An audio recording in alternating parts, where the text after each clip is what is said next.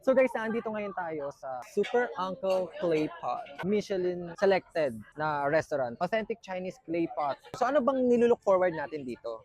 Jellyfish. Gusto ko kasi talaga tikman yung jellyfish. Di ba kasi nag-wonder tayo, nakakain ba yun? Totoo, kasi ako taga Naik ako, Naik Cavite. May time na sobrang daming jellyfish doon or Totoo ba? dikya. Mm-mm. Dikya ang tawag. Kaya sabi ko, dikya nakakain. Feeling mo kaya mo? Let's see. Tsaka may century egg yun. Weh? Oo, Let's, meron. let's see.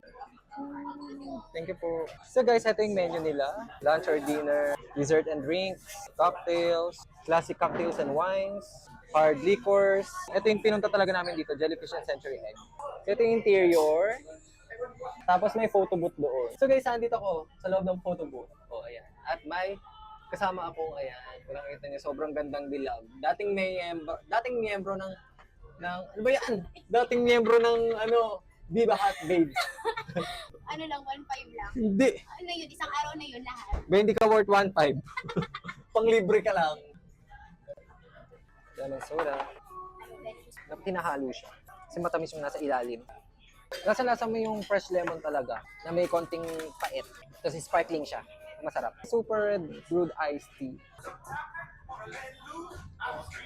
Perfect na matry tayo. Jellyfish at century egg. It's wiggly. So yung unang tumikim. Hindi ko ito sarap. At saka ano lang, noodles. Salihan natin itong century egg. Hindi ko pang sarap. Heto na yung dikya at yung century egg. Hindi pa ako nakatikim ng century egg. Amoy dagat, amoy salmon. Sashimi. Amoy may sesame oil. Para siyang gelatin na hiwa-hiwa. Pero this is dikya or jellyfish. Pero hindi naman ito yung jellyfish na nakalalasot. Sa first time ko. Sarap na. Ang sarap. Diba? Sabi sige, sarap eh. Masarap siya. O, diba? Alam mo guys, napakatihitan kasi yan sa pagkain ni Owen. Pero tingnan nyo, nasarapan siya.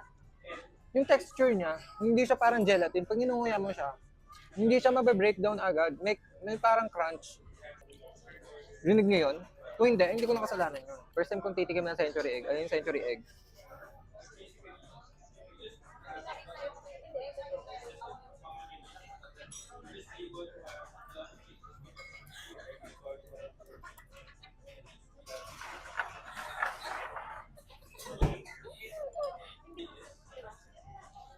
Ang lansa. Hindi kasi ako mahilig talaga sa nilagang itlog. Eh yun, parang siyang nilagang itlog, pero may ano kasi yun, binabad ko sa, hindi ko sa trip. Surprise! Anong sauce po yan? Special. Kung sa iba, sizzling plate dito, clay pot. Para mapanatili yung init ng pagkain. May bok choy. Pag hindi marunong mag-chopstick, huwag magpanggap, humingi ng kutsara. Mahiram na i-chopstick.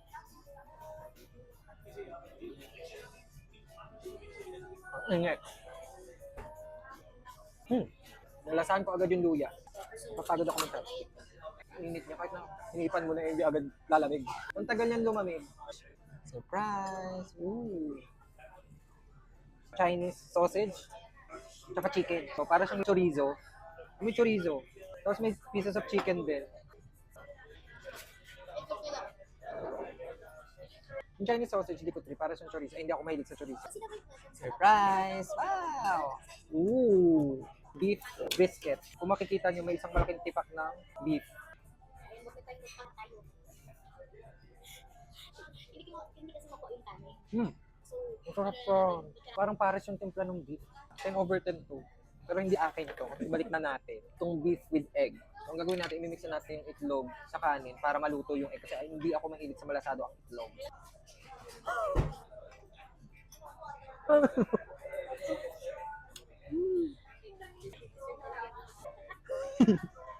Umiyak. Pinatay nila yung ilaw para romantic daw.